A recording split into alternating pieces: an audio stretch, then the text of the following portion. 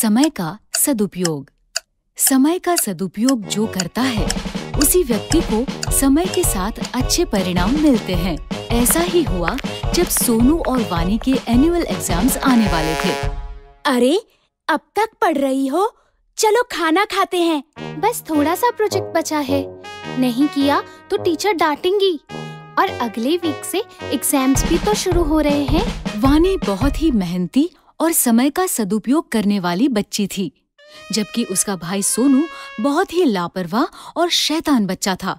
हर काम कल पर टालता था। तुम्हारा प्रोजेक्ट हो गया? अभी से प्रोजेक्ट?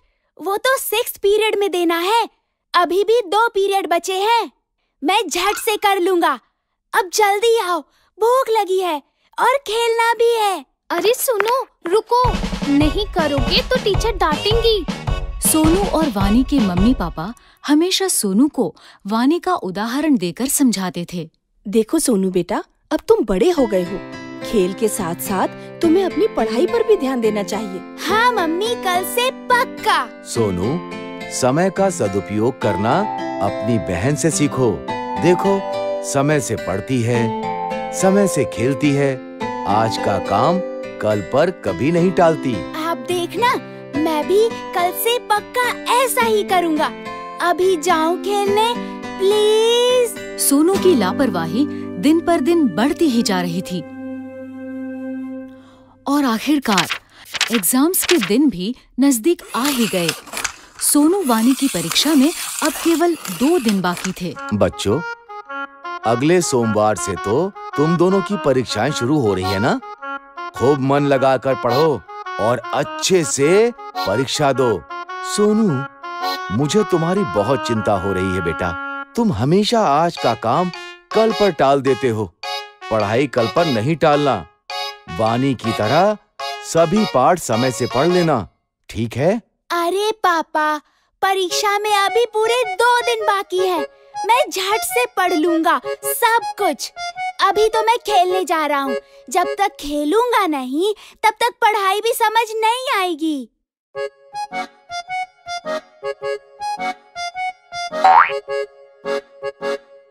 अरे वानी, देखो ना, कितना सुहाना मौसम हो रहा है।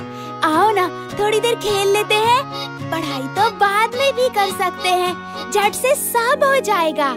हाँ, मौसम तो सुहाना है, लेकिन मुझे मेरा पाठ पूरा करना है। कल परीक्षा है। इस मौसम में तो खेलने का मजा ही कुछ और है। तुम पढ़ती रहो, मैं तो चला खेलने।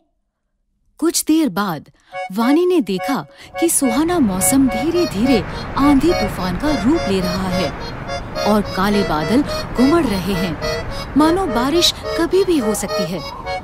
बारिश का मौसम देख वानी को चिंता होने लगी कि अगर बारिश आ गई तो उसका पाठ कैसे पूरा होगा, क्योंकि बारिशों में अक्सर घर की बिजली कट जाती है। उसने सोनू को आवाज दी।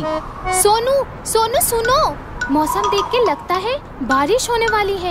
शायद रात को बिजली भी कट जाए। खेलना छोड़ो और आकर अपना पाठ पूरा कर लो, वरना कल परीक्षा में क्या लिखोगे? चिंता मत करो वानी, अभी तो दोपहर ही हो रही है। रात को बैठकर मैं फटाफट सब खत्म कर लूँगा। बिजली नहीं जाएगी, बल्कि बारिश के बाद पढ़ने में और मजा आएगा।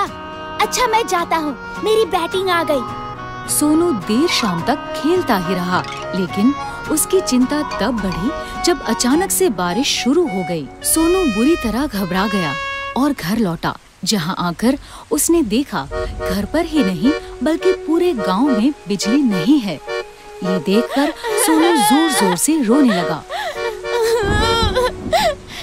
कल परीक्षा में मेरा क्या होगा? मैंने तो एक पाठ भी नहीं पढ़ा और अब तो बिजली भी नहीं है। मैं तो फेल हो जाऊंगा। मैंने कहा था ना, अपना पाठ समय से पढ़ लो। मैंने तुम्हें 1 हफ्ते पहले ही कह दिया था कि समय पर पढ़ाई कर लेना, लेकिन तुम्हें कभी कुछ समझ में नहीं आता। अब भोगो। सॉरी पापा, अब मैं क्या करूं? काश मैंने सही समय पर ही अपने पाठ पढ़ लिए होते। उसे समझ आ गया था कि उसकी लापरवाही के कारण उसके पास अब पढ़ने का समय बचा ही नहीं। रोने से अब कुछ नहीं होगा। अब समझ आया कि सब तुम्हें क्यों समझाते थे। अब रोना बंद करो और चलो मेरे साथ। मैंने अपनी पढ़ाई समय पर ही पूरी कर ली थी। मैं तुम्हें सारा पाठ समझा दूंगी और याद भी करवा दूंगी। चलो। अगले दिन दोनों बच्चे खुशी खुशी परीक्षा देने गए। जो समय का करे सम्मान, भविष्य में वो कहलाए महान।